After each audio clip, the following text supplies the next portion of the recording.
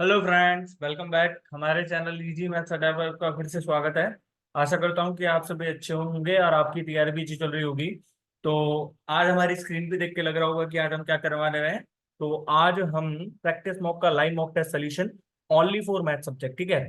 ए कई स्टूडेंट्स के तो मैसेजेस ये आते हैं कि भैया प्लीज हमको जो है जैसे आप लाइव बोर्ड तो मॉक टेस्ट सोल्यूशन आप अपलोड करते हो, ऐसे ही प्रैक्टिस मॉक के भी लाइव मॉक सोल्यूशन आप प्रोवाइड करिए। लेकिन क्या है कि यार हम कल तक जो है इस टाइम तक वीडियो रिकॉर्ड कर चुके थे, तो इस वजह से हम नहीं दे पाएंगे इस बार से। तो अगली बार हम ट्राई करेंगे कि आपको पूरा ही सोल्यूशन आपको प्रोवाइड करा जाए, ठीक है। तो वैसे तो हाँ, आज हम सिर्फ मैथ्स का सोल्यूशन करने वाले हैं। तो मैथ्स के सोल्यूशन के साथ अब आपको देखना है कि भाई हम इस चीज का आपके सामने सोल्यूशन क्यों रख रहे हैं, क्योंकि ओलाई बोर्ड पे जब हम सोल्यूशंस देते हैं तो उसमें क्या कहते हैं कि भाई देखो, यदि हमको ओलाई यदि आपको मॉक टेस्ट जब हम सॉल्व करवा रहे हैं तो हमारा मकसद क्या है कि आपको ज्यादा से ज्यादा ये पता चले कि भाई हमारे कॉन्सेप्ट कैसे हल होते हैं। आप एक चीज बताइए कि कई बार मेरे पास टाइम कम रह जाता है, मैं इंग्लिश के पोर्शन को नहीं कर पाता कंप्लीट। तो भाई उसकी वजह क्या है कि उसकी वजह सिर्फ ये है कि मैं मैथ्स में ज्यादा टाइम ले लेता हूँ, क्योंकि जहाँ पे आपको कॉन्सेप्ट बताने का होता है तो वहां पे मैं बता देता हूँ आपको। ऐसा नहीं है कि मैंने कॉन्सेप्ट छोड़ दिया और आपको सीधा सीधा बता दिया कि भाई ये ऐसे हो गया।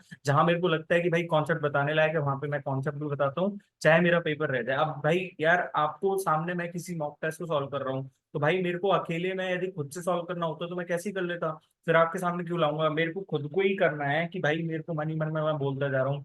तो फिर क्या मॉक टेस्ट का सोल्यूशन आपके सामने क्या रखना, फिर उस मॉक टेस्ट का सोल्यूशन। तो इस वजह से हमने सिर्फ प्रैक्टिस मॉक के लिए ये चलाया था कि भाई आपको मैथ्स के सोल्यूशन प्रोवाइड करा। और भाई सॉल्यूशंस प्रोवाइड करने के पीछे ये मकसद है कि हम आपको यदि कोई शॉर्टेस्ट अप्रोच हो किसी क्वेश्चन में तो हम वो लगा पाए। जैसे कि हमारे पेपर में बहुत कम क्वेश्चन ही ऐसे रहते हैं जो कि इजी टू मॉडरेट टाइप, मतलब हार्ड टाइप के रहते हैं थोड़ा, जिनमें माइंड हिट नहीं कर पाता। तो माइंड हिट नहीं कर पाता तो एटलीस्ट उन क्वेश्चन पे, जिन क्वेश्चन को हम कर पा रहे हैं वहां पे तो कोई शॉर्टेस्ट अप्रोच यदि लग सके तो वहां पे तो शॉर्टेस्ट अप्रोच लगा सकें। और इस शॉर्टेस्ट अप्रोच के लिए आपको हाई नॉलेज की जरूरत पड़ती है थोड़ी, ठीक है। हाई नॉलेज मतलब आपको क्वेश्चन में ये पता होना चाहिए कि भाई कहाँ हम ऑप्शन एलिमिनेशन लगा सकते हैं, कहाँ हम यूनिट डिजिट से क्वेश्चन को सॉल्व कर सकते हैं।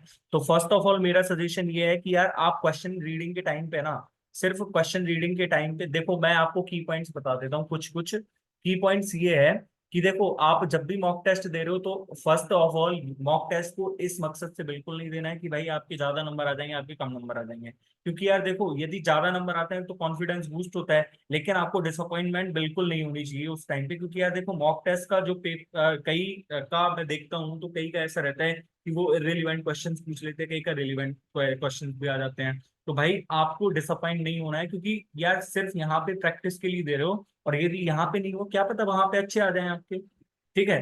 दूसरा मेरा ये है कि जब भी आप मैथ्स और रीजनिंग के क्वेश्चन सॉल्व करो, स्पेशली फॉर मैथ सब्जेक्ट, कि जब भी आप क्वेश्चन को सॉल्व करो ना तो आपका एक निगाह एकदम क्वेश्चन की पढ़ने की तरफ और एक क्वेश्चन को आंसर की तरफ होनी चाहिए। तो भाई वहां पे अब तीसरा पॉइंट मैं आपको बताना चाहूंगा कि भाई जब आप ऐसा करते हो ना कि भाई आपकी निगाहें होती हैं, तो फर्स्ट ऑफ ऑल मैं सजेशन देना चाहूंगा कि जैसे आप रीजनिंग का क्वेश्चन पढ़े, मैथ्स का क्वेश्चन पढ़े, तो आपको यदि मैथ्स के क्वेश्चन पढ़ते टाइम ही यदि उसका सोल्यूशन समझ में आ रहा है ना, तो आपकी पटरी एकदम सही दिशा में चल रही है। क्योंकि आपकी प्रैक्टिस बहुत अच्छी है, तभी आपको क्वेश्चन पढ़ते टाइम ही क्वेश्चन का सोल्यूशन समझ में आ गया कि भाई मेरे को ऐसे सॉल्व करना है इस क्वेश्चन को।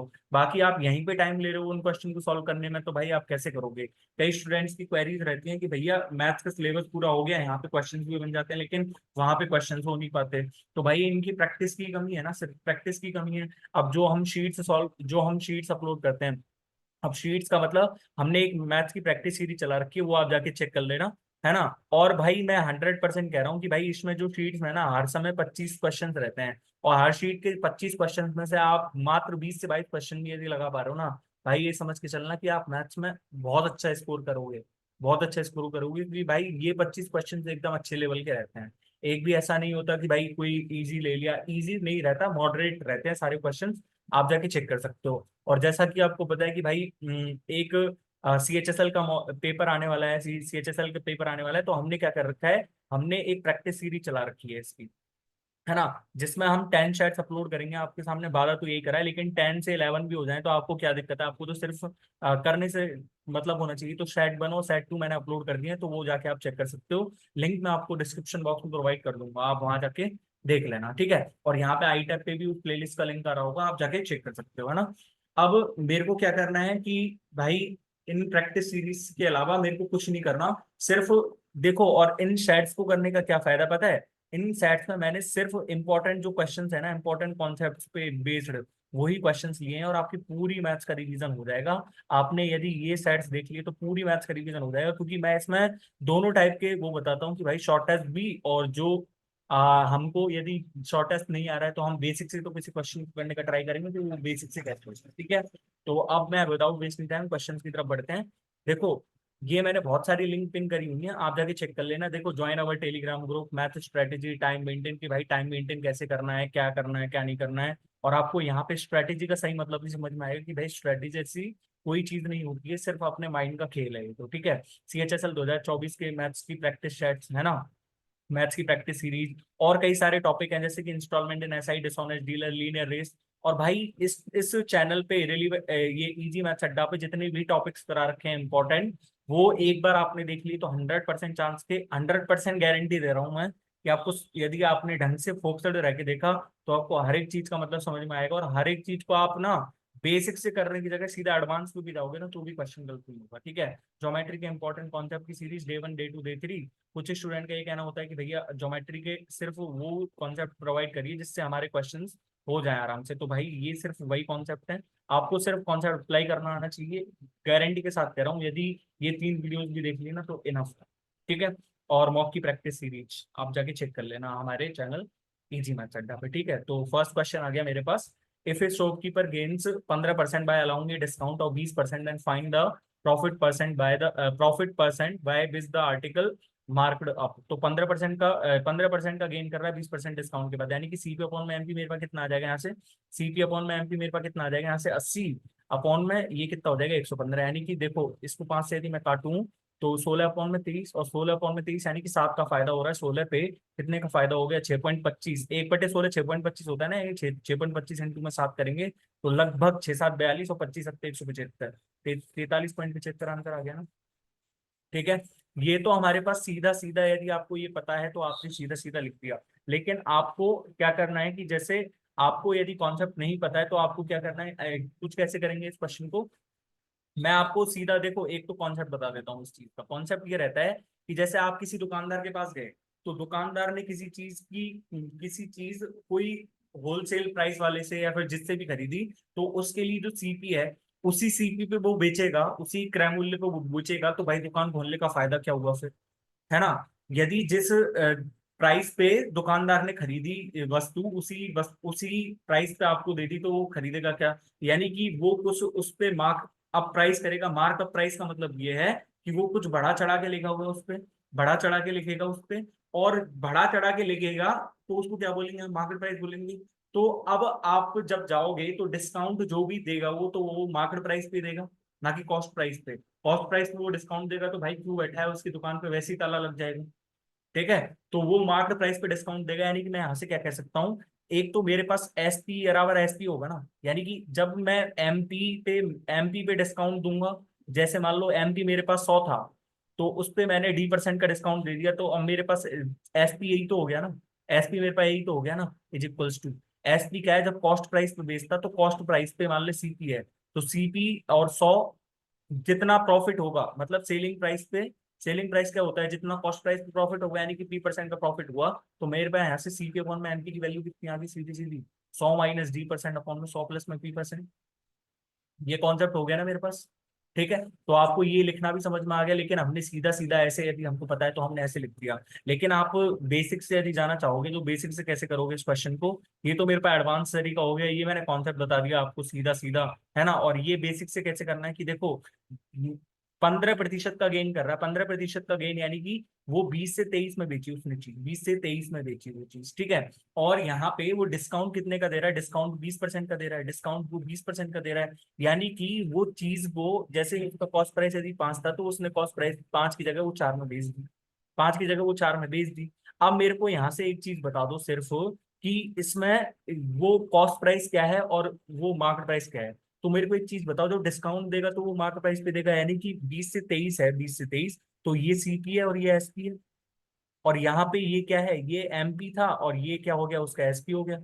तो भाई मेरे पास यहाँ SP 23 है, यहाँ SP 4 है, तो इसको बराबर तो करो। इसको बराबर करने के लिए यहाँ पे 4 से मल्टीप्लाई करा तो 80 और 92, और यहाँ पे मैं किससे मल्टीप्लाई करूंगा, 23 से, तो यानी कि 92 और 115। ठीक है, अब भी तो मेरे पास यही आ रहा है ना कि CP को कितना मार्क अप कराया उसने, है ना। बेसिक भी बता दिया मैंने आपको सारी चीजें। सेकंड क्वेश्चन है, find the third vertex of the triangle if two of it vertices are 4 1 -3 4 and the centroid is at origin. Origin का मतलब सेंट्रॉइड कहाँ पे है, 0 0 पे। तो आपको ये पता होगा कि भाई सेंट्रॉइड का जो हमारे पास थर्ड वर्टेक्स होगा, तो थर्ड वर्टेक्स को यदि मैं A और B मान लूं, तो मेरे पास यहाँ से क्या क्या होता है, मेरे पास यहाँ से क्या होता है, X1, सॉरी, यदि इसको देखो X1/1 है, ये मेरे पास X2/2 है, यदि मैं इनको X3/3 मान लूं, तो मेरे पास यहाँ से क्या होगा, सेंट्रोइड के निर्देशांक जो होंगे वो मेरे पास क्या रहेंगे, X1 प्लस में X2 प्लस में X3 अपॉन में 2, और यहाँ से यदि मैं निकालूंगा इसको तो Y1 प्लस में Y2 प्लस में Y3 अपॉन में 2। इसकी वैल्यू तो मेरे पास क्या आएगी, इसकी वैल्यू तो मेरे पास जो सेंट्रोइड के निर्देशांक आएंगे ना, सेंट्रोइड के कोऑर्डिनेट्स पॉइंट जो भी है।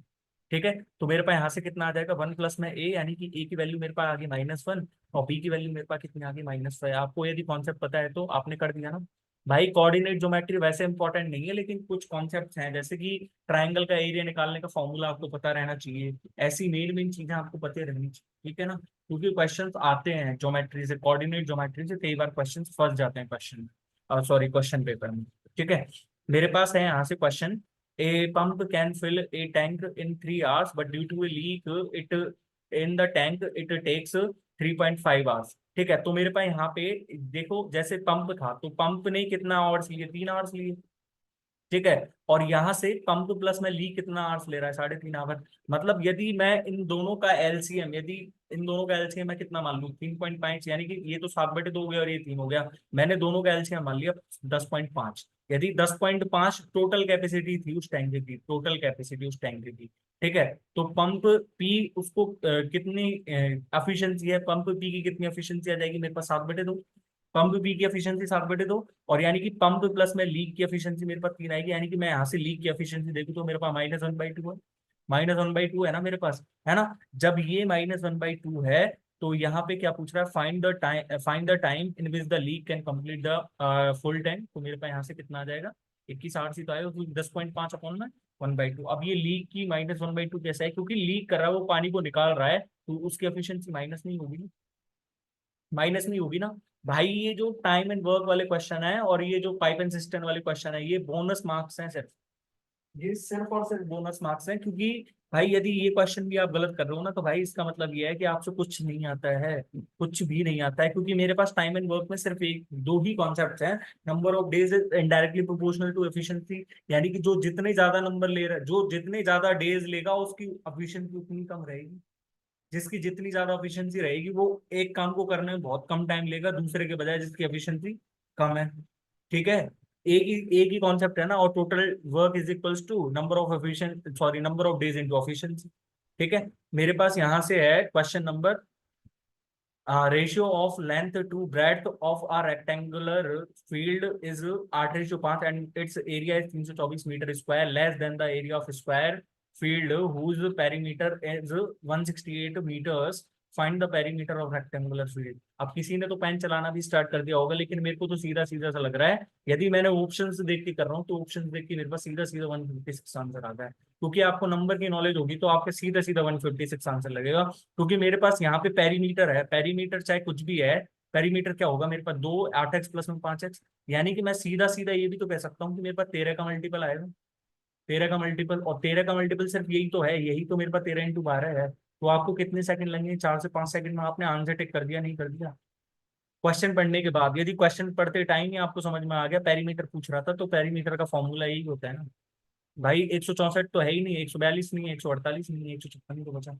अब भाई बेसिक वाले भी देख लो थोड़े से, बेसिक से हम कैसे करेंगे इस क्वेश्चन को, कि मेरे पास यहाँ पे जो पेरीमीटर का पेरीमीटर दे रखा है किसका, स्क्वायर का, तो मेरे पास यहाँ से ए बराबर कितनी आ जाएगी, 42 आ जाएगी ना, 42 मीटर्स। ठीक है, क्योंकि 42 × 4 168। अब मेरे पास यहाँ से ए स्क्वायर कितना हो जाएगा, फिर ए स्क्वायर मेरे पास कितना हो जाएगा, 42 के स्क्वायर 1764 मीटर स्क्वायर होते हैं, 1764।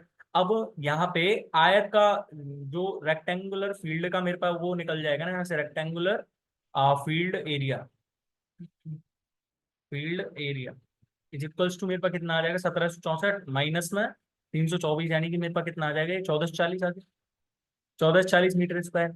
अब मेरे पास यहाँ से दिया हुआ क्या है कि मेरे पास देखो 8 पंजे 40 और 40 एक्स स्क्वायर की वैल्यू मेरे पास कितनी आ जाएगी यहाँ से 1440 एक्स स्क्वायर, 1440 यानी कि एक्स स्क्वायर की वैल्यू मेरे पास कितनी आ जाएगी 36, एक्स की वैल्यू 6 है। अब भी तो मेरे पास यहाँ से यही आएगा, जब एक्स की वैल्यू मेरे पास 6 है तो यानी कि 8 5 13 और 13 × 12 ही तो करना था मेरे को। Total surface area of right angular cone is 13,860। Find the volume of the cone given that the ratio of radius to slant height of the cone is 5:13 respectively. मतलब मेरे पास यहाँ से हाइट कितनी आ जाएगी 5 12 13 का वो होता है ना, 5 12 13 यानी कि 12 यूनिट आएगी मेरे पास हाइट, 12 यूनिट। पर मेरे को वॉल्यूम निकालना है, वॉल्यूम तो वॉल्यूम कैसे निकलेगा, वॉल्यूम वॉल्यूम मेरे पास होता है 1/3 πr²h। पर पाई में तो 11 छुपा हुआ है, 11 का मल्टीपल, और 11 का मल्टीपल भी तो मैं चेक कर सकता हूँ। तो 11 का मल्टीपल चेक करो, 8, 8 और 8 और मतलब ये 8 हो गया, और सम ऑफ ऑड प्लेसेस और sum of minus sum of even places का जो रहेगा वो 11 का मल्टीपल होना चाहिए। तो ये मेरे पास 0 आ रहा है, यानी कि 11 का मल्टीपल यही हो सकता है। एक तो मेरे पास 4 4 और 0 और यहाँ से 5 आ रहा है तो नहीं आ रहा ये, है ना। 2 2 और 0 यानी कि ये भी नहीं आ रहा, और 4 और 0 यानी कि ये भी नहीं आ रहा। तो मेरे पास यही तो है 11 का मल्टीपल। आपने चेक करा कितने देर लगे, 4 से 5 सेकंड ही लगे होंगे। आपको यदि आता है तो, आपको यदि आता है तो क्वेश्चन की 1/3 πr² होता है। लेकिन अब भाई बेसिक वाले भी देख लो थोड़े से, बेसिक क्या है इस चीज का, है ना। तो भाई बेसिक वाले तो ये देखेंगे ना कि total surface area of right angular cone is 13,860 centimetre. तो टोटल सरफेस एरिया होता कितना है πr r+l, πr r+l मेरे को कितना दे रखा है 13,860, यानी कि बाई छिकी 132 और बाई बाई 66 0, यानी कि मेरे पास 630 × 60 की वैल्यू कितनी आ गई, r × r+l is equals to 630 × 60। भाई ये पाई 22/7 था ना, ये पाई की वैल्यू 22/7 थी तो मैंने 7 इधर ले लिया। ठीक है, अब मेरे पास r r+l दे रखा है, r r+l दे रखा है। अब इसका क्या मतलब है, 13 + 5 18x कर सकता हूँ मैं यहाँ पे, है ना। तो मैं यदि इसको क्या मानूंगा 5x या फिर मैं क्या मानूंगा इसको 13 5 18 और 18 5 90 90 की वैल्यू मेरे पास कितनी आ रही है 90 x² आएगा ना। अब सीधा 90 x² की वैल्यू मेरे पास कितनी आ रही है 630 × 7, यानी कि 0 0 कट गया, यानी कि x की वैल्यू मेरे पास कितनी आ गई 7 आ गई।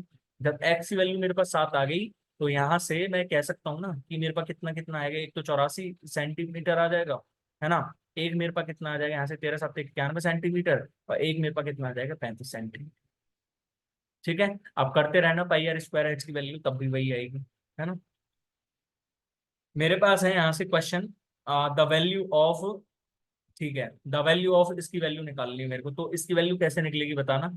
तो मेरे पास जब भी बॉड मास और बॉड मास जब भी लगाओ तो भाई थोड़ा सा पेशेंस रखो, क्योंकि एक गलती बहुत भारी पड़ सकती है आपको, छोटी सी गलती हुई वहीं पे क्वेश्चन गलत है। ठीक है, तो मेरे पास यहाँ पे ऊपर है 7 माइनस में कोष्टक 4 प्लस में ये देखो 3 है, 3 ठीक है। लेकिन मेरे पास 2 माइनस 2 गुणा 2 प्लस में 5 है, यानी कि 2 गुणा 2 पहले होगा, 2 गुणा 2 4 और 4 प्लस में 5 यानी कि 1 हो जाएगा, 1 और 2 3 हो जाएगा, 3 या 9, 4 प्लस में 9 माइनस में 8 और भाग में 5, यानी कि अपॉन देखो 2/2 ऑफ, यानी कि पहले ऑफ का होगा तो 4 4 ऑफ 4 दे रखा है, यानी कि 4 चौका 16 है ना। और 4/16 करेंगे तो 1/4, और 1/4 प्लस में 4 करेंगे तो यानी कि 17/4। तो यानी कि 2 ऑफ 17/4, 2 ऑफ 17/4 यानी कि 17/2, यानी कि ये मेरे पास कितना आ जाएगा नीचे वाला पोर्शन 4/17 आ गया, 4/17 ही आ गया ना। तो मेरे पास यहाँ से कितना बचा 7 माइनस में 5 भाग में 5, पहले भाग होगा ना, पहले भाग ही होगा ना मेरे पास। तो यहाँ से मेरे पास कितना आ जाएगा 7 माइनस में 1 6 और 6 अपॉन में 4 अपॉन में 17, यानी कि मेरे पास कितना आ जाएगा 17 6 102 अपॉन में 4, और इसको क्या लिख सकता हूँ 91/2। तो मेरे पास कौन सा ऑप्शन मैच कर रहा है, ये ऑप्शन। 25 से 1/2 ही तो है ये, 25 दूनी 50, और उसका फिर कितने इजी से क्वेश्चन है, और ये क्वेश्चन भी नहीं हुए आपसे तो फिर भाई क्या मतलब है पढ़ने का, है ना। अब मेरे पास है यहाँ पे if x is equals to इतना है and y is equals to 124 minus 1 upon में 24, then find the value of x² minus 1। भाई अब ऐसा तो मत कर देना कि भाई आप स्क्वायर करने लगो, क्योंकि ना तो मेरे को 124 का स्क्वायर पता ना मैं करना चाहूंगा, लेकिन मेरे पास x² माइनस वाई स्क्वायर है, तो x minus y x plus y होता है ना। तो यहाँ से देख के ही लग गया होगा एक्स माइनस वाई मेरे पास कितना आ रहा है, एक्स माइनस वाई मेरे पास आ रहा है कितना, यहाँ से 2/124 है ना, और एक्स प्लस में वाई मेरे पास कितना आ रहा है यहाँ से 8, 2 में 124, तो यहाँ से कितना हो जाएगा मेरे पास, सीधा सीधा 4 उत्तर आ रहा है। ठीक है। A sum of money at R% per annum simple interest becomes 1560 after 3 years. If the sum is invested at R plus में 5% per annum simple interest for the same number of years, it becomes 1740. 1740. Then find the sum of money. मेरे पास R plus में 5% होता तो मेरे पास इतना बन रहा था, है ना, और यदि R% ही था तो मेरे पास 1560 बन रहा था, पर मेरे पास टाइम सेम है, तो टाइम जब सेम था तो मतलब ये जो 1740 और 1560 का डिफरेंस मेरे पास कितना आ रहा है, कितना आ रहा है मेरे पास 180। यानी कि मैं यहाँ से कह सकता हूँ कि ये 180 का डिफरेंस किसकी वजह से आया, ये 5% की वजह से, और ये 5% 3 ईयर्स के लिए गया है, यानी कि इसी 15% की वैल्यू मेरे पास कितनी आ जाएगी, 180 आ जाएगी, यानी कि 1% की वैल्यू यहाँ से कितनी आ गई, 1200 आ गई, सॉरी 12 आ गई, तो मेरे पास 100% की वैल्यू निकाल ली ना, find the sum of money, कितना आ गया, 1200 आ जाएगा मेरे पास। ठीक है। ठीक है। अब मेरे पास है यहाँ से question number, an article is marked up by 25% and a discount of 300 is offered on it, if the profit earned on the article is rupees 150, then find the cost price of the article. तो मेरे पास यहाँ पे भाई basic से तो हर कोई कर देगा, लेकिन मैं जाना चाहूंगा इसमें भाई ऑप्शन, क्योंकि मैंने जब ऑप्शन चेक करे ना तो भाई मतलब मेरे को तो बहुत आसान लग रहा है क्वेश्चन।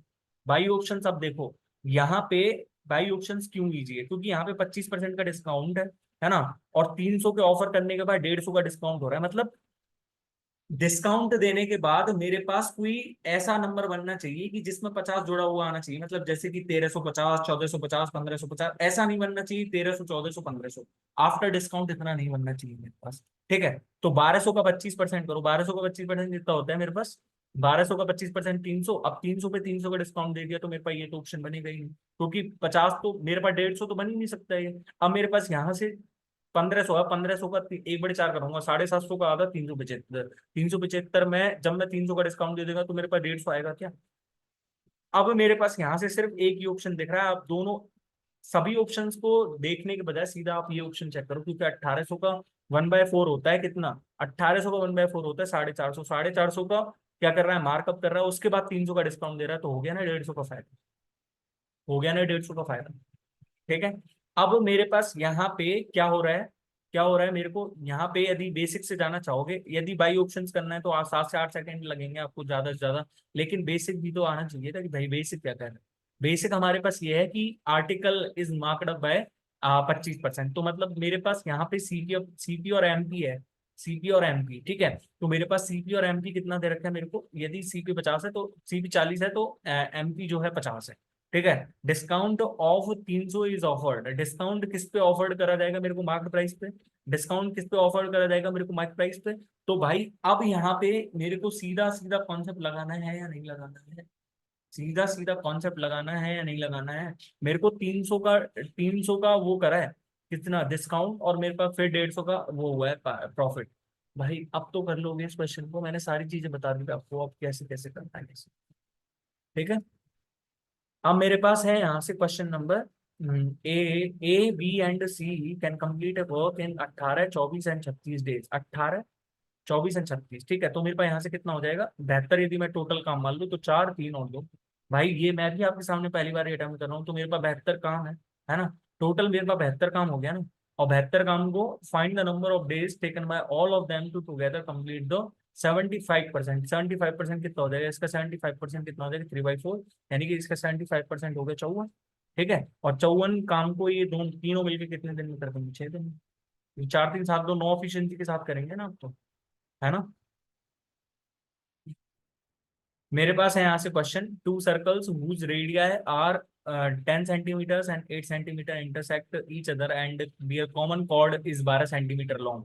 आपको यदि सर्कल के सारे कॉन्सेप्ट देखने हैं ज्योमेट्री के, तो आप डे 2 वाली वीडियो रेफर करना। ठीक है। डे 2 वाली वीडियो ज्योमेट्री के इंपॉर्टेंट कॉन्सेप्ट सीरीज आपको अच्छे से एक्सप्लेन करा है भाई, ऐसे भी नहीं है कि मैंने सारे इजी क्वेश्चन लिए हैं, 2017 मेंस में जो भी टफ क्वेश्चन आए थे वो मैंने इंक्लूड करे हैं इसमें। ठीक है। Two circles whose radii are 10 centimeter and 8 centimeter intersect each other and their common chord is 12 centimeter long. अब मेरे पास यहाँ पे क्या है कि ये मेरे पास एक सर्कल हो गया, है ना, और ये मेरे पास दूसरा सर्कल हो गया। यहाँ पे तो चित्र बनाना ही पड़ेगा ना मेरे को, यहाँ पे तो चित्र बनाना ही पड़ेगा ना। और ये मेरे पास क्या हो जाएगी, इनकी कॉमन कॉर्ड हो जाएगी, कॉमन कॉर्ड।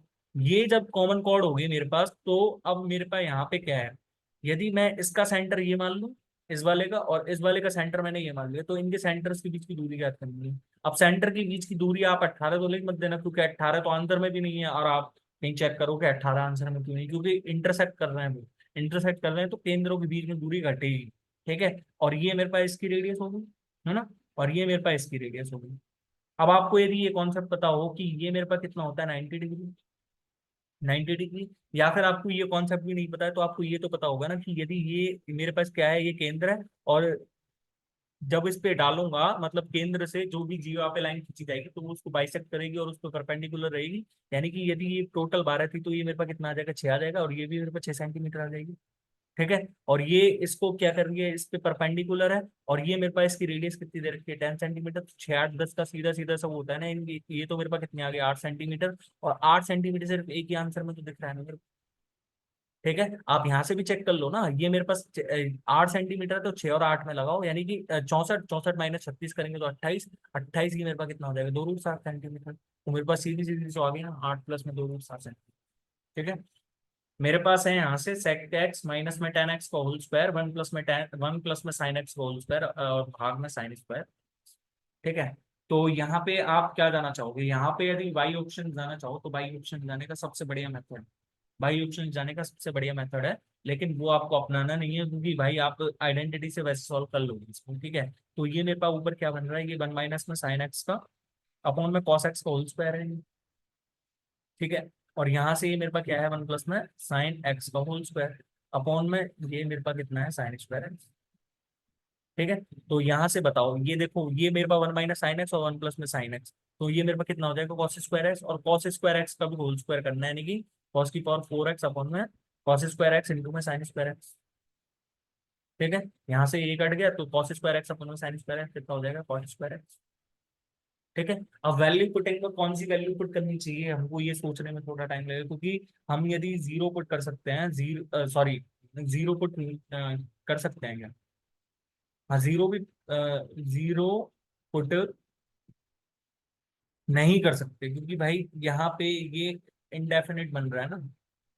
ठीक है, मतलब नॉट बी डिटरमाइंड, ये कॉटेक्स इंडेफाइन होता है ना, इंडेफाइंड। ठीक है, the table given below shows the total number of employees in 5 different companies and the ratio of males to females in the respective companies. If the total number of employee in all 5 companies together is represented in a pie chart, then find the central angle made by the number of employee in company C. Company C में कितने member है, मेरे को 520 है, 520 में आपको पता होगा 13 × 40 रहता है, मतलब मैं यहाँ से एक तो ये कह सकता हूँ कि 13 का मल्टीपल। ठीक है, और 13 का मल्टीपल चेक करो, 13, 13 × 7 = 91, 13 × 2 = 26, यानी कि 13 का मल्टीपल सिर्फ यही तो दिख रहा है, 13 × 91 नहीं है, नहीं है तो ये नहीं है। तो मेरे पास कितने सेकंड में क्वेश्चन था, 4 से 5 सेकंड का। बस आपको यदि थोड़ा बहुत टाइम बचे ना आपके पास, यदि आपके पास टाइम नहीं बचा है पेपर करने में, आपने जल्दी जल्दी में आंसर लगा दिए, तो आपको कोई दिक्कत है नहीं, क्वेश्चन सही है। लेकिन आप जल्दी जल्दी में थोड़ा सा ये भी चेक कर लेना कि 4 और 3 7, 7 और 5 12, 12 और 3 12 और 3 कितना होता है, 15, 15 और 3 18, 18, और ये 60 और 80 कितना हो जाए, 60 और 20 80, यानी कि 1880, 1884, 1884 और 84 कितना हो जाएगा, 1968, और 32 कितना हो गया, 2000। अब मैंने ये क्यों चेक करा, क्योंकि मैं देखना चाह रहा था कि ये 520 की वैल्यू निकालनी है, तो कहीं ये कट तो नहीं रही, क्योंकि 360 अपॉन में 2000 इंटू में 520 आना है ना। ठीक है, तो ये कहीं कट तो नहीं रहा है, इस वजह से मैंने चेक करा है ना। और बाकी आप, यदि आपके पास टाइम हो तो चेक कर लेना, क्योंकि आपका ये क्वेश्चन सही है भाई। मैंने आपको इतने तरीके बता दिए क्वेश्चन को करने के, फिर भी नहीं कर पा रहे हो तो भाई ये तो। अच्छा, मेरे पास है यहाँ से, if cos A equals to sine B and A equals to 60 degree, जब ए इक्वल्स टू 60 है तो बी की वैल्यू कितनी आ जाएगी, 30 डिग्री, और cos 30 डिग्री कितना होता है मेरे पास, √3 होता है ना, √3 होता है ना। Find the value of 108.24। अब फिर से बोर्ड मास का क्वेश्चन आ गया, है ना, और बोर्ड मास का क्वेश्चन है, अच्छा डेसिमल भी दे रखे हैं, तो भाई थोड़ा सा आराम से करना है इस क्वेश्चन को। ठीक है, तो मेरे पास देखो 108.24 है ना, प्लस ये मेरे पास पहले भाग होगा इसका, तो भाग करेंगे तो मेरे पास 12.8 इंटू में 0.16, यानी कि मैं इसको क्या लिख सकता हूँ, 2 जीरो हटा के 1280 गया ऊपर तो, और 1280 अपॉन में 16, यानी कि कितना हो जाएगा ये मेरे पास 80। 16 इंटू 28 80 हो जाएगा ना, 80 इंटू 0.4 करूंगा तो 832। ठीक है, माइनस में ये मेरे पास 7 गुणा 8 भाग 0.05, 0.05 यानी कि 800 अपॉन में 5 हो जाएगा। 800 अपॉन में 5 ही तो होगा, 800 अपॉन में 5 कितना हो जाएगा मेरे पास, सॉरी 800 अपॉन में 5 कितना हो जाएगा मेरे पास, 160। 160 इंटू में 7 करूंगा तो कितना आ जाएगा मेरे पास, 1120।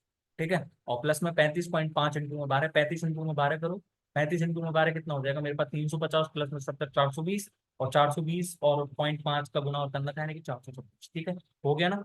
तो 426 और 108.24 कितना हो जाएगा मेरे पास, आप 534.24 प्लस में 32 माइनस में 1100। ठीक है, तो ये मेरे पास हो जाएगा 566.24 माइनस में 1100। ठीक है, तो यहाँ से ये मेरे पास कितना बच गया, 0.76, 0.76 यहाँ से बच गया 0.76, यानी कि ये मेरे पास बच गया यहाँ से 33.76। 33.76 और 20 कितना हो जाएगा, 53.76, और 500 वो बच जाएगा, तो मेरे पास कितना हो जाएगा, 553.76 हम जान। ठीक है, in a circle with centre O, रेटू वाली वीडियो आपको कहाँ आएगी, है ना।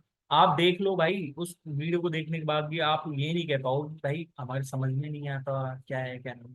ठीक है, A B is diameter and C D is chord such that A B C is equal to 34 degree.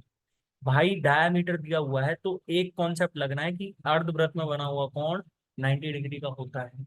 अर्धवृत्त में बना हुआ कोण 90 डिग्री का होता है, जहां भी डायमीटर वाला आ जाए ना कि डायमीटर दिया हुआ हो, 100% चांसेस है कि वो कॉन्सेप्ट लगेगा।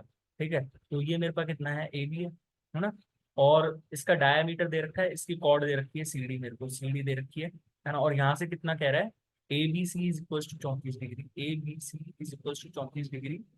ठीक है, और यहाँ से मेरे को दे रखा है C D is equals to B D, C D is equals to ये इसके बराबर है ना। तो मेरे पास what is the measure of DBC, DBC मतलब मेरे को ये वाला फॉर्म फाइंड करना है, तो बताइए इसका आंसर।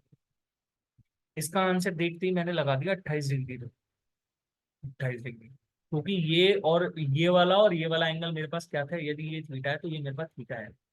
ठीक है, अब ये 90 डिग्री कैसा है वो आपको भी समझ में आना चाहिए ना। ये मेरे पास यदि मैं इस पे इसको मिला दूं, इससे इसको मिला दूं, मैंने आपको एक कॉन्सेप्ट बताया ना कि जहां पे भी डायमीटर वाला कॉन्सेप्ट आ जाए तो वहां पे वो 90 डिग्री वाला वो लगाना है कि अर्धवृत्त में बना हुआ कौन 90 डिग्री का होता है। तो देख लो ये मेरे पास डायमीटर है ए बी, और ए बी द्वारा अर्धवृत्त में बना हुआ कौन ये कितने का हो जाएगा मेरे पास 90 डिग्री का। ये मेरे पास 90 डिग्री का होगा ना, जब ये 90 ये 34, तो ये बचा कुचा कितना हो जाएगा 56 डिग्री, 56। और अब ये मेरे पास कौन सा क्वाड्रिलेटरल बन गया है, साइक्लिक क्वाड्रिलेटरल ना। साइक्लिक क्वाड्रिलेटरल के आमने सामने कौन कितने के होते हैं, कितने के होते हैं, 180 डिग्री के। यदि ये मेरे पास कितना है 56 डिग्री के, तो ये मेरे पास कितना हो जाएगा 124 डिग्री। 124 है ये, तो बचे कुछ 56 यानी कि 58। A person loses 75% of his money in the first bet, 75% of the remaining in the second bet, and 75% of the remaining in third bet. यानी कि 75% मतलब 4 से 3 चला गया, यानी कि बचा कितना, 1/4 बचा। दूसरी बार में भी 1/4 बचा, और तीसरी बार में भी 1/4 बचा।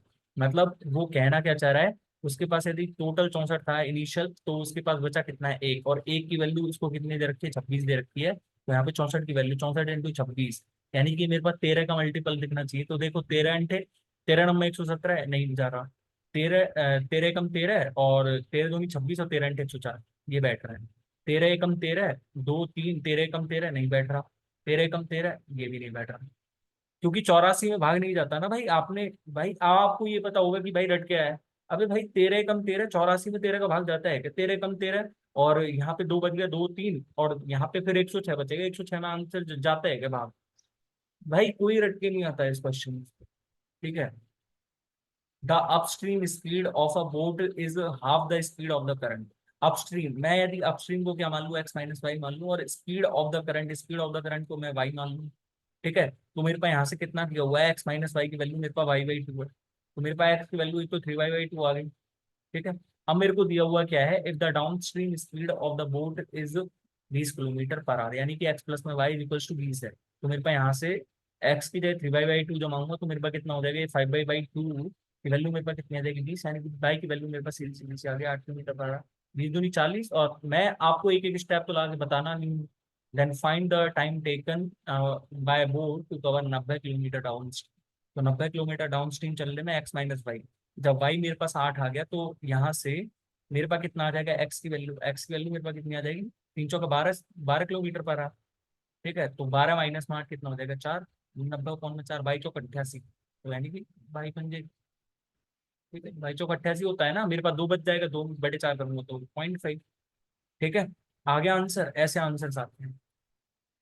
अच्छा, मेरे पास है यहाँ से question, a 300 metre long train can cross a 180 kilometre long bridge in 18 second.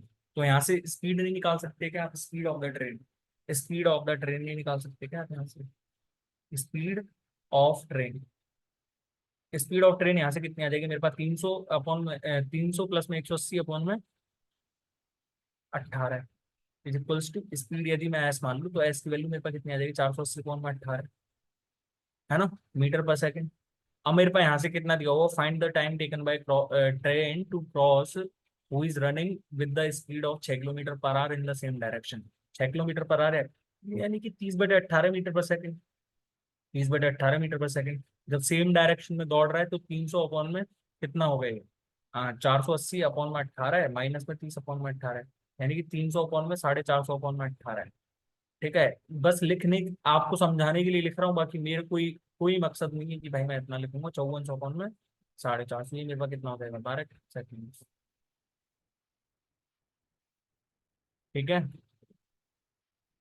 अच्छा, if P minus Q is equals to R, what is the value of Q, Q minus में पी क्यू। कितनों के pen उठते ही answer हो गया, देखते ही answer कर दिया, और कितनों के पेन उठे मेरे को कमेंट बॉक्स में बताना है। इसका आंसर -512 है, क्योंकि मेरे पास पी माइनस में क्यू 8 है। जब एक इक्वेशन दे रखी है, 2 वेरिएबल दे रखे हैं, तो अपने हिसाब से कुछ भी डिसाइड कर लूँ, यानी कि पी की वैल्यू मैं 8 ले लूँ, और क्यू की वैल्यू यदि मैं 0 ले लूँ, तो मेरे पास यहाँ से 0 माइनस में 8 का क्यूब, यानी कि -500।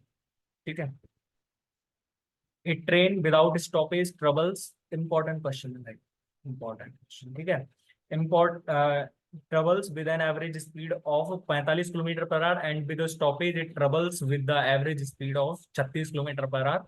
For how many minutes does the train stop on an average per hour. मेरे पास 12 मिनट्स आंसर है इसका, देखते हैं। ठीक है, 12 मिनट्स आंसर अब कैसे आया भाई, पहले उसकी स्पीड कितनी थी, 45 थी। स्पीड का यदि मैं रेशियो निकालू स्पीड का, तो मेरे पास 45 थी और यहाँ पे 36 थी मेरे पास। ठीक है, तो यहाँ से टाइम का डिफरेंस, टाइम का जो रेशियो रहेगा वो मेरे पास 4:5 रहेगा, क्योंकि स्पीड और टाइम जस्ट एक दूसरे के इन्वर्सली प्रोपोर्शनल रहते हैं ना, इन्वर्सली प्रोपोर्शनल। अब मैं यदि ये 1 घंटा यहाँ पे लेट हो रही है, 1 घंटा, ठीक है, 1 आवर, और ये बीच में रुकी, बीच में कहीं ना कहीं रुकी, जब उसकी वजह से हुई है, यानी कि मैं यहाँ पे क्या मान सकता हूँ कि मेरे पास जो 1 घंटे का डिफरेंस है वो क्यों आया, कि जो ये रुकी होगी कहीं बीच में, रुकी होगी। तो 1 घंटे में मेरे पास कितने मिनट्स होते हैं, 60 मिनट्स होते हैं, और 60 मिनट्स को किससे डिवाइड करो, 5 से, तो मेरे पास कितना 12 मिनट से। ठीक है, अच्छा ये मेरे पास है। अब आपको ये क्वेश्चन तो पढ़ना ही नहीं है, ये क्वेश्चन पढ़ो, the number of female child born in city, child born in city female, तो फीमेल सिटी में मेरे पास कितना हो जाएगा 1140, is how much percent more और less than the total number of male child born in city C and D. C में 980 और डी में 1420, तो 14 और 9 23, 23 और 1 24, यानी कि 24 तो हो गया ना, टोटल 24 हो गया। और यहाँ पे मेरे पास कितना है 1140, कितना कम है, कितना कम है 1260 कम है ना, 1260 अपॉन में कितना हो जाएगा मेरे पास 200, 2400। मतलब यहाँ से मेरे को एक चीज समझ में आ गई कि मेरे पास 14 घंटे 126 होता है ना, सॉरी 14 9 126, तो ये मेरे पास 3 का मल्टीपल आना चाहिए। अब 3 का मल्टीपल क्यों नहीं आ सकता, क्योंकि नीचे से 24 काट देगा उसको, तो मेरे पास यहाँ से कितना आएगा 1260 अपॉन में 24। मैं इसको यदि 3 से काट लूँ, तो 3 से काटने के बाद ये मेरे पास कितना हो जाएगा 420 अपॉन में कितना 8। यहाँ से यदि मैं 4 से काट दूं तो मेरे पास 105 अपॉन में 2, और 105 अपॉन में 2 कितना हो जाएगा मेरे पास 5.5। ठीक है, 7 का मल्टीपल चेक कर सकते थे सीधे। A merchant bought 200 x out of which 38 x were broken, he sold remaining x at the rate of 4.80 per dozen. मतलब 200 में से 38x यदि खराब हो गए तो मेरे पास 132x बचे। 132x यानी कि मैं कितना कह सकता हूँ, 13 × 12 करूंगा 156, यानी कि 13.5 डजन। ठीक है, 13.5 डजन। और 13.5 डजन को उसने 4.80 पर डजन के हिसाब से बेचा, तो कितने में बेच दिया? तो मेरे पास पहले 13.5 है, ये 13.5 को मैं कितना लिख सकता हूँ? 13.5 को मैं लिख सकता हूँ कितना? 27/2। 27/2 इंटू में 4.80। ठीक है, तो यानी कि यहाँ से कितना हो गया? 2.4। और 24 सत्ते कितना होता है? 24 सत्ते 24 सत्ते 168। ठीक है, और 16 है, 24 दूनी 48, यानी कि 64। तो 64.8 में बेचा। 64.8 में बेचने पे and 10 gain the profit of 8%। 8% यानी कि 25 से 27 में बेच रहा है। 8% गेन यानी कि 25 से 27, और 27 की वैल्यू ही तो दी हुई है मेरे को 64.8। अब यहाँ पे काटने की जरूरत नहीं थी, पहले मैंने देखा नहीं तो क्वेश्चन। तो मेरे पास सीधा सीधा ये कितनी बार कटेगा? 2.4 बार। और 2.4 का यदि मैं इससे मल्टीप्लाई करूंगा, मेरे पास कितना आंसर आ जाएगा? 2.4 इंटू में, यानी कि मेरे पास कितना आ जाएगा? 60 आंसर आ जाएगा। ठीक है, क्यों आया क्यों नहीं आया वो चेक करते रहो। फाइंड द वैल्यू ऑफ इतना। तो ये मेरे पास कितना है, इसमें वॉर्ड मास लगाना है 7 × 21 और 5 × 7 × 21 4 25/7 इंटू में 15 × 3 = 45 49/15। ठीक है, और ये मेरे पास 9 × 9 यानी कि 13/9। और यहाँ से मेरे पास कितना हो जाएगा? 52 पंजे कितना होता है? 260, और 261/52 की वैल्यू मेरे पास इतनी है। ठीक है, तो यहाँ से आप काटा पीटी कर लो। देखो ये मेरे पास कितनी बार कट गया? 7 बार, है ना? और ये मेरे पास कितनी बार कट जाएगा? यदि मैं इसको 5 से काटूं तो ये 3 बार और ये 5 बार। ठीक है, अब ये मेरे पास है कितना? 1 सेकेंड। हाँ, ठीक है, तो ये मेरे पास कितना है? हाँ देखो, यदि ये 52 है मेरे पास, है ना, तो 52 को मैं यहाँ से काट सकता हूँ 4 बार। 52 को मैं 4 बार काट सकता हूँ। 29 नंबर 261 होता ही है। मतलब मेरे पास 29 का मल्टीपल मैं चेक कर सकता हूँ एक तो। और 29 का मल्टीपल भी चेक करने की जरूरत नहीं है। देखो ये 12 से 12 कट गया, मतलब मेरे पास यूनिट डिजिट 5 आएगा। यूनिट डिजिट 5, यूनिट डिजिट 5 आएगा मेरे पास। तो यूनिट डिजिट 5 एक में ही तो दिख रहा है मेरे को। ठीक है, अब मेरे पास है यहाँ से क्वेश्चन नंबर, आखिरी दिखता है शायद ये तो। Find the value of cot 2 pi/3। cot 2 pi/3 यानी कि cot pi - pi/3। pi - pi/3 यानी कि -1/√3 हो जाएगा। प्लस ये मेरे पास कितना हो जाएगा? sin pi - pi/3 यानी कि √3/2। ठीक है, into cos pi - pi/3। cos pi - pi/3 यानी कि माइनस में cos pi/3, और माइनस में cos pi/3 कितना होता है? -1/2। -1/2 तो होता है। ठीक है, तो मेरे पास यहाँ से कितना हो जाएगा? -1/3, और माइनस में √3/3। सही है, सही है ना? ठीक है, तो मेरे पास यहाँ से कितना आ गया? ये माइनस में 4 यहाँ से आएगा, और -3 यहाँ से आ गया। -7/4। तो -7/4। ठीक है, अच्छा, तो आई होप आपको वीडियो अच्छा लगा होगा। और भाई शॉर्ट टेस्ट एकदम सॉल्यूशन बताया मैंने, है ना? और आपको यदि इससे भी कोई शॉर्ट यदि लगे तो मेरे को बताना, है ना? और थैंक यू सो मच, मिलते हैं नेक्स्ट वीडियो में, तब तक के लिए बाय। अच्छे से पढ़ते रहो। और मैंने आपको बोला ना कि भाई एक जो CHSL की जो प्रैक्टिस वो चला रखी है, तो भाई ज्वाइन करो उस चीज को। ज्वाइन जो CHSL मैथ्स मैथ्स प्रैक्टिस। ठीक है, आपको कॉन्सेप्ट का रिवीजन मिलेगा, और सारे साथ के साथ आपको जो है शॉर्टेस्ट अप्रोच भी बताएंगे। ठीक है, तो मिलते हैं कल, क्योंकि कल लाइव बोर्ड पे सोल्यूशन डालेंगे। और थैंक यू सो मच।